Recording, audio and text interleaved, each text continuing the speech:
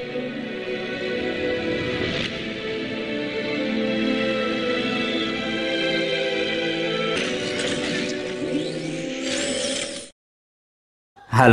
And welcome friends, मैं हूं आकाश कोटनाला। आप देख रहे हैं yoga and Ayurveda science YouTube channel. दोस्तों, आज फिर से न्यू टॉपिक, न्यू लेक्चर लेकर के मैं आपके बीच उपस्थित हूं। आज हम यहां पर हठ प्रदीपिका ग्रंथ में वर्णित जालंधर बंध के बारे में चर्चा करने वाले हैं। आप सभी को बता दें, घेरण संहिता हो, हठ प्रदीपिका हो, उपनिषद हो, एनाटॉमी हो, योग के सभी ग्रंथों से संबंधित आपको चैनल पर 650 प्लस लेक्चर्स दिए जा चुके हैं। आप इन्हें देख सकते हैं, कुछ नया सीख सकते हैं। हमने हठ प्रदीपिका ग्रंथ की सीरीज प्रारंभ की है, जिसके अंतर्गत अभी तक हम आपको यहाँ पर 30 प्लस लेक्चर्स यहाँ पर दे चुके हैं। इसको आगे बढ़ाते हुए आज हम यहाँ पर जालंधर बंध के बारे में जानेंगे। क्या इसकी विधि है, लाभ एवं सावधानियां, सब कुछ ग्रंथ के अनुसार हम यहाँ पर देखने वाले हैं। ये सब के बारे में हम जानें, उससे पूर्व ग्रंथ का परिचय रिपीट करें। तो जैसे कि हमने पहले भी देखा कि जो हठ प्रदीपिका ग्रंथ है, हठ योग का एक मुख्य ग्रंथ माना जाता है। इसके जो प्रणेता हैं वह स्वामी स्वात्माराम जी हैं। यह जो ग्रंथ है 4 अध्यायों में विभाजित है। जिन मुद्रा एवं बंधों को हम यहाँ पर पढ़ रहे हैं, जान रहे हैं, इनका वर्णन तृतीय उपदेश में किया गया है, जहां पर कि हमें कुंडलिनी शक्ति को पढ़ने को भी मिलता है। कुंडलिनी शक्ति की भी यहाँ पर चर्चा की गई है। अब यहाँ पर थोड़ा बहुत ग्रंथ का परिचय हम यहाँ पर देख चुके हैं। अगर आप पूरा जानना चाहते हैं तो इसका लिंक आपको वीडियो के कमेंट बॉक्स में, वीडियो के डिस्क्रिप्शन बॉक्स में मिल जाएगा। आप ये सब वेबसाइट पर जाकर के पढ़ भी सकते हैं और इससे संबंधित अलग से लेक्चर भी देख सकते हैं।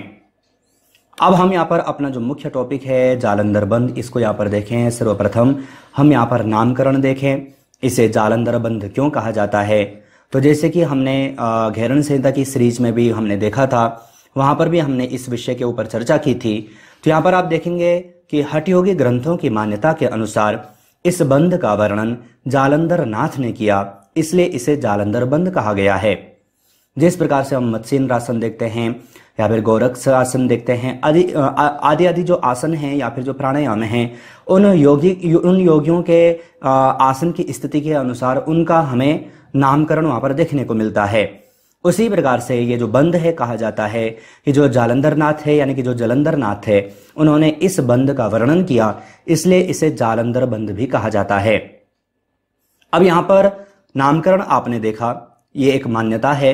अब हम यहाँ पर विधि के बारे में जाने, किस प्रकार से हठ प्रदीपिका ग्रंथ में जालंधर बंध की विधि बताई गई है। तो इसके लिए जब हम तृतीय उपदेश पढ़ते हैं तो यहाँ पर स्वामी स्वात्माराम जी एक श्लोक यहाँ पर देते हैं, कहते हैं, कंठ माकुंच हृदये स्थापये चिबुकम दृढ़म बंदो जालंधराख्योहम जरा मृत्यु विनाशकः।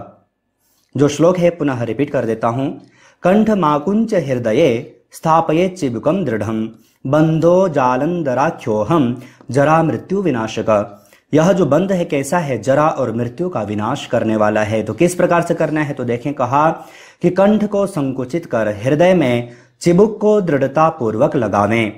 चिबुक का तात्पर्य यहाँ पर चिन्ह से है, तो अपनी जो चिन्ह है इसे हृदय स्थान पर लगाना है, जिसे कि हम कंठकूप भी कहते हैं। तो कंठकूप में हमें हमारा जो चिन्ह है इसे लगाना होता है। यह कहा कि यह जो जालंधर बंध है बुढ़ापा और मृत्यु को दूर करता है। जरा का तात्पर्य होता है बुढ़ापा और मृत्यु अर्थात मृत्यु, तो इसको दूर करता है का तात्पर्य है कि ये जल्दी से नहीं आते, अकाल मृत्यु नहीं होती, बुढ़ापा जल्दी से नहीं आता। इस प्रकार से यहाँ पर जो जालंधर बंध है इसकी विधि यहाँ पर दर्शाई गई। व्यवहारिक तरीके से हम किस प्रकार से करेंगे, तो यहाँ पर इमेज के माध्यम से आप देखेंगे किसी भी ध्यानात्मक आसन में आना है। अगर हम कर पाए तो पद्मासन या फिर सिद्धासन में आना है।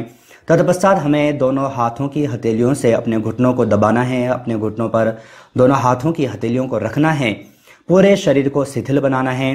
तत्पश्चात हमें श्वास लेते हुए ध्यानपूर्वक समझे, जब हम व्यवहार में इसका अभ्यास करते हैं तो हम जालंधर बंध का अभ्यास हम अंतः कुंभक में भी कर सकते हैं और बहिर्कुंभक में भी कर सकते हैं।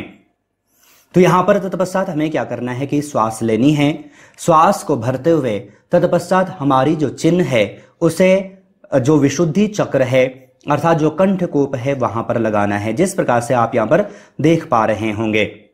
और हमारी जो दृष्टि होती है वह सामान्य होती है, अर्थात आंखें बंद होंगी, या फिर आप नासिकाग्र दृष्टि भी रख सकते हैं।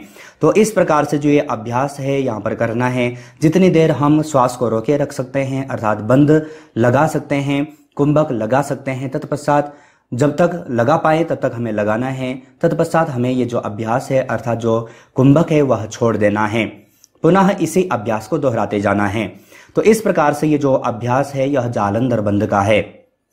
जब हमने महाबंध की चर्चा की थी वहां पर भी हमने देखा था, जालंधर, मूल और उद्यान तीनों के बारे में भी हमने वहां पर चर्चा की थी, और इससे संबंधित अलग से लेक्चर घेरण संहिता के अनुसार भी हमने देखा, तो वहां पर भी इसी प्रकार से दर्शाया गया। अब ये विधि हमने यहाँ पर देखा ग्रंथ के अनुसार, और व्यवहारिक भी मैंने आपको बता दिया। हम क्लास में भी आपने देखा होगा, कॉलेज के अगर जो आप छात्र हैं तो क्लास में भी आपने देखा होगा, इसी प्रकार से हमने अभ्यास को दर्शाया, इसी प्रकार से हमने इसका अभ्यास किया। अब अगर जो हम इस जालंधर बंध के लाभ की चर्चा करें, कोई भी व्यक्ति, कोई भी साधक अगर जो इस प्रकार से अभ्यास करता है, जालंधर बंध का अभ्यास करता है, तो क्या लाभ हमें देखने को मिलते हैं, तो यहाँ पर आप देखिएगा। इसलिए स्वामी स्वात्माराम जी एक और श्लोक यहाँ पर देते हैं, कहते हैं बध्नाति ही सिरा जाल मधोगामिन भोजलम ततो जालंधरो बंध कंठ दुखोगनासनः। जो श्लोक है पुनः रिपीट कर देता हूं, बध्नाति ही सिरा जाल मधोगामिन भोजलम ततो जालंधरो बंधः कंठ दुखोगनासनः।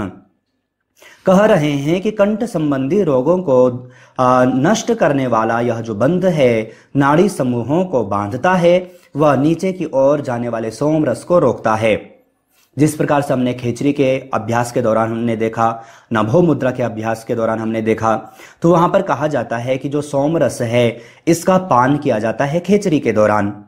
तो जो सोम रस है, जो कि हमारे ब्रह्मरंध्र जो सहस्त्रार चक्र है वहां से जो रास्ता है, अर्थात जहां वहां से जो उसका सिक्रेशन होता है, तो इस अभ्यास के दौरान क्या होता है कि हम इसे रोक पाते हैं, अर्थात यह अग्नाशय अर्थात आमाशय में जाकर के इसका नाश नहीं होता, बल्कि हम इसका पान कर पाते हैं, इसका सही प्रयोग हम कर पाते हैं। किसके द्वारा?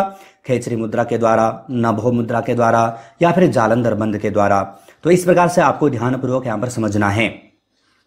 तो कंठ संबंधी रोगों में भी यह सहायक है, जैसे कि कंठ संबंधी समस्याएं कोई भी अगर जो होती हैं तो वहां पर हम अगर जो हम इसका अभ्यास करते हैं तो लाभकारी है। नाड़ी समूहों को बांधता है, तो ये सब भी हमने पहले ही चर्चा की कि नाड़ी संस्थान में जो मुद्रा एवं बंध है काफी लाभकारी होती हैं। हमने कुंडलिनी शक्ति के बारे में भी जब हमने चर्चा की तो वहां पर भी हमने इस विषय पर अधिक से अधिक चर्चा की थी। तो ये यहाँ पर आपको जानना है। अब ये ऐसा नहीं है कि कोई भी व्यक्ति सामान्य तरीके से इसका अभ्यास करे और कहे कि हमें ये लाभ प्राप्त हो जाता है, ऐसा भी नहीं है। योग के अभ्यास जितने भी अभ्यास हैं इन्हें दृढ़ता पूर्वक, सावधानी पूर्वक और अधिक समय तक करना होता है, तब जाकर के इनके जो सही लाभ हैं वो हमें प्राप्त होते हैं। आगे यहां पर कहा कि जालंधरे कृते बंधे कंठ संकोच लक्षणे न पीयूषम पतत्यग्नो न च वायु प्रकुप्यति। कह रहे हैं कि कंठ संकोच की विशेषता वाले, यानी कि इस दौरान हम क्या कर रहे हैं, अपने कंठकूप को संकुचित कर रहे हैं। तो कहा कि कंठ संकोच की विशेषता वाले इस बंध के करने से सोम रस यानी कि सोम स्राव जठराग्नि में नहीं गिरता, जैसे कि मैंने अभी आपको बताया। तो जठराग्नि में नहीं गिरता। तत्पश्चात कहा कि वायु का भी प्रकोप नहीं होता। वायु संबंधी हमने देखा कि आयुर्वेद में भी हमने देखा, वात, पित्त और कफ के बारे में हमने चर्चा की। तो वात यानी कि वायु, तो वायु से संबंधित जितनी भी समस्याएं आज हम देखते हैं, हड्डियों से संबंधित जितनी भी समस्याएं हैं, वायु के बढ़ने या फिर वायु की कमी से जितने भी रोग होते हैं, तो उनमें यह लाभकारी है। तो ये यहां पर आपको ग्रंथ के अनुसार यहां पर जानना है। अगर जो हम व्यवहारिक लाभ देखें तो जैसे कि रक्त परिसंचरण तंत्र पर भी यह प्रभाव डालता है, श्वसन तंत्र पर। अब जब हम इससे संबंधित चक्र है तो इस पर लाभकारी होगा। साथ ही कहा कि चिंता है, तनाव है, या फिर थायराइड की जो समस्या है वर्तमान समय में हम जो देख रहे हैं, तो इसमें यह लाभकारी है। अगर किसी को इस प्रकार की समस्याएं हैं तो हम उस दौरान या फिर उस व्यक्ति को पूरी तरह से ट्रीट करते हुए, देखते हुए, उनका पूरी हिस्ट्री जो जितनी भी समस्याएं उनको देखते हुए तत्पश्चात हम जालंधर बंध का अभ्यास करा सकते हैं। तो ये यहाँ पर हमें जानना है।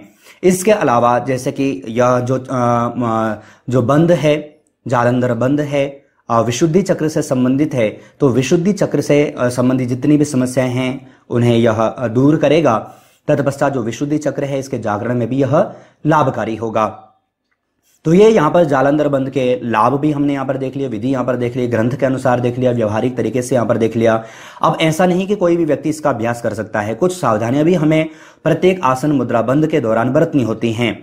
तो जालंधर बंद के दौरान हम क्या क्या सावधानियां बरतेंगे, क्या क्या सावधानियां बरत सकते हैं, तो इसलिए यहाँ पर आप देखेंगे सर्वाइकल स्पॉन्डिलाइटिस जो कि वर्तमान समय में हम काफी देख रहे हैं, यहाँ पे उच्च रक्तचाप से संबंधित कोई व्यक्ति है, हृदय रोग से ग्रसित अगर जो कोई व्यक्ति है तो उस दौरान इसका अभ्यास नहीं कराना है, या फिर अगर जो किसी को घबराहट होती है तो उस दौरान इसका अभ्यास नहीं कराना है। यह हमें विशेष तरीके से ध्यान देना है। अब आप कहेंगे कि उच्च रक्तचाप में क्यों, तो क्योंकि हम यहाँ पर बंद का अभ्यास कर रहे हैं, अर्थात कुंभक का अभ्यास कर रहे हैं, तो ये हमें विशेष तरीके से ध्यान रखना है। हृदय रोगों में भी यह अगर जो गंभीर हृदय रोग हैं तो उस दौरान भी हमें इसका अभ्यास नहीं करना, क्योंकि हम इस दौरान कुंभक लगा रहे हैं, श्वास को रोक रहे हैं। तो इस प्रकार से हमें यहाँ पर ध्यान रखना है। तो ये यहाँ पर जालंधर बंद की विधि, लाभ, सावधानी संपूर्ण हमने यहाँ पर देख लिया। आशा है आप अच्छे ढंग से समझ चुके होंगे।